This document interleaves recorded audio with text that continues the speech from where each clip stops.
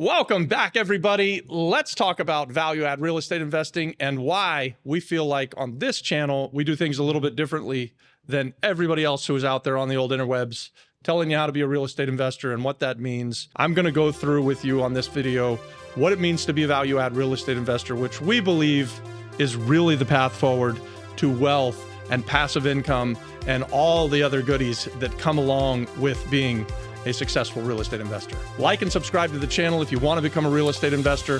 That's what we're here for. Guys, we don't really ask for anything on this channel. The way that we plan to monetize our YouTube channel is by doing deals with you, the members of our community, the people who hit that subscribe button, the people who send us an email at theflipflopflipperpr@gmail.com. So if you hear something that you like and you want to become a real estate investor and perhaps you want to partner with us, then hit that like button, go ahead, smash that subscribe button, and then send us an email at theflipflopflipperpr@gmail.com. Tell us who you are, let's get to know each other, and that's how we can get into business together. That's how we could do a deal together. Let's get into it. What is value-add real estate? And Robbie, why do you love it so much? How does it create this triple win that you're talking about?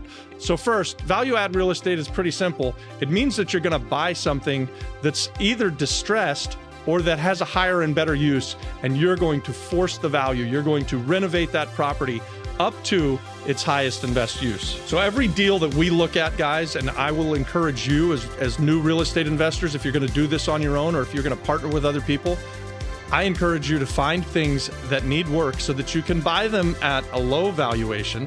In other words, here, often in Puerto Rico, we're finding vacant, distressed buildings that have been completely left abandoned for 5, sometimes 10 or 15 years. They're completely out of use. And so whenever we see this as an opportunity because we can buy something that exists and we can then fix it up. In other words, send in the value add, put in money, which will increase our equity. And we're always looking for, when we buy these kind of buildings, and you should as well, we're always looking for taking something from whatever its former use was, which may be, back in the day, it used to be a 6-family apartment building.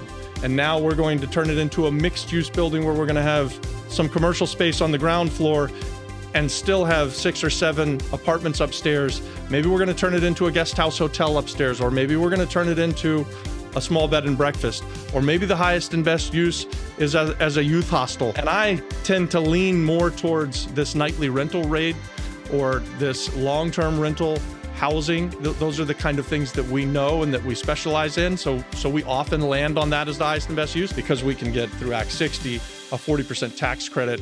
But there's also other needs, right? Like, so retail shops are one. You could also be looking at things for like laundromats and anything that you can think of, anything that you can put a business in, that you have an idea of how to run and to bring this property up from what it is when you're buying it, which is way down here, to what it is when you're finished renovating it, which is way up here at its highest and best. That's value-add real estate investing. Through value-add real estate investing, your goal is to buy it, fix it, bring it up to its highest and best level, and then create this passive income, and then hold on to it hopefully for a really, really long period of time. So let's talk about what it takes to be a value-add real estate investor. How are you gonna go find some deals, some projects that you're gonna look at? What do you look at once you've found them? So I'm gonna give you a couple of examples. So we have recently, we are selling one of our long-term rental projects, and it's a property that we bought in Villa Palmeras when we first came to the island. We bought it as a distressed, bank-owned, been vacant for, I think it was like 7 or 8 years, and we bought it almost 5 years ago. So it had been vacant for like 7 or 8 years before we got it. It was owned by Deschaux, which is Banco Popular, and its highest and best use very clearly was what it always was. It was to be housing. It was to be long-term rentals. And that's still its highest and best use today. And the person who's buying it from us is going to continue along that path, and they're going to make a nice return on their investment. And we've made a nice return on our investment over the years. So we bought it. We were getting about $500 to $600 a month when we first started renting these places. Now rents have risen over the last 5 years. They're up maybe 15 or 20%. And so they've gone from like $500 a month to like $600, $650 a month. That was an easy one for us to do back in the day. It was very easy for us to see what its highest and best use was. Also, I would say about that, it was a very easy renovation, right? So you don't have to go crazy You don't have to reinvent the wheel a lot of times. And on this Via Palmaris property, we renovated it so that it was one of the nicest things in the neighborhood. And then we rented it at market rents, at the current market rents back in the day. And the way that we figured that out was we just went straight to Section 8 and we said, here's what we got. We got 4 2-bedroom, 1-bath apartments. What does Section 8 pay? So let's talk quickly about why I say that being a value add real estate investor most of the time, almost I believe always, creates a triple win situation. And what does that look like? What does that mean?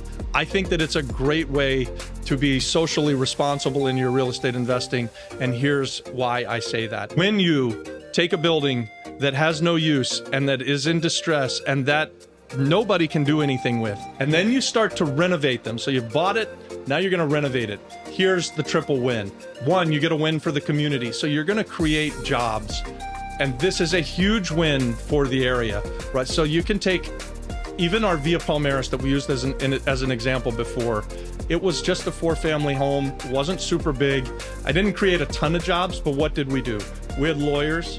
We had contractors, we had skilled laborers, we had unskilled laborers, we had plumbers, we had electricians, we had realtors. I mean, the list kind of goes on and on. We're spending money on the renovations, we're spending money in the community, and we're bringing a property that had really no value up to something that can be then used by the community. So then at the end of the day, we've created jobs.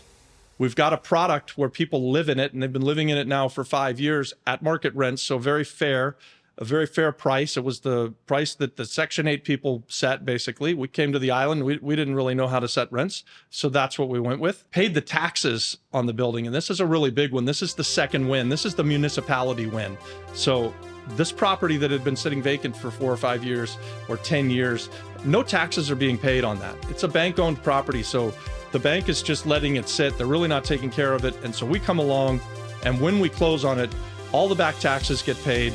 And as we improve it, taxes generally rise, right? Like, so it was taxed at this level. Now we've put money into it and we start to increase the value of the property. Property taxes go up.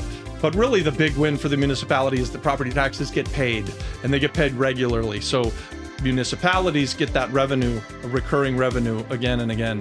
So that's a nice win for the community. And then of course, there should be, and there is, a win for the real estate investor. And so where's our win? Our win is that we had an X amount of dollars invested in that property, and we were collecting Y in rents. That's what we're looking for, guys. When we do this value add real estate investing, and what you can expect is that you back into your number. We didn't really matter what we paid for it. We knew what we were going to renovate it for, and we've got a total number, and we figure out what the rents are. And then if we're making a nice return on that, we're very happy with that. Over time, we get appreciation. So that's the third win, right? The real estate investor gets to win by grabbing this passive income. Because we're value add investors, we got that passive income. It took a while. It's a lot of work to get to it. And so I don't want to paint a picture that there's no work involved, because there is. There's kind of a process when you're value add. You have to buy something, and then you have a runway until you get to the revenues. But at the end of the day, the goal for us at least, is to get to that passive income, or as passive as it can be, and keep it for a long time, and then maybe sell it 5, 10, 15 years down the road, or maybe never sell it. Just depends on what you've got. All right, guys. So, hey, thank you for staying with me this long. I'm going to recap it really quick. Here it is. Value add real estate. 1, find a value add real estate that you can force equity. So you're going to buy it at the low valuation because it has either no revenue or the revenues don't match what it would have with the highest invest. Number 2, then you force the equity through the renovations that you're going to do. So you buy something that's distressed, you're forcing the value by renovating to that highest and best use. And then number 3, you're collecting that sweet, sweet passive income that we all are dreaming about, guys. And if you're not dreaming about it, maybe you will after this video, because that's where we want to get to. We want to get to where our revenues from passive income can get us out of the rat race and get us away from that job we hate, or get us to a place where we can retire and not have to live at a significantly lower level than we're living currently with that job. That's what the Flip Flop Flipper is all about.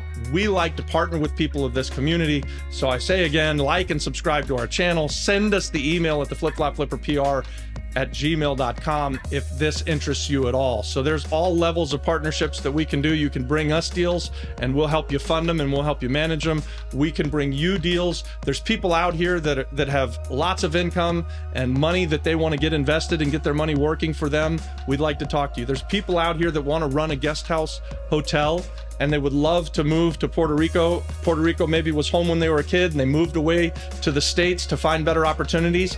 And now we're out here screaming it from the rooftops that the opportunities exist in Puerto Rico. And if you want to come back to the island, let's talk about a partnership. We would love to talk to you about running one of our guest house or running a rental portfolio or just doing a buy, fix, and sell. We're all about inviting people who left the island for other opportunities to come back to the island.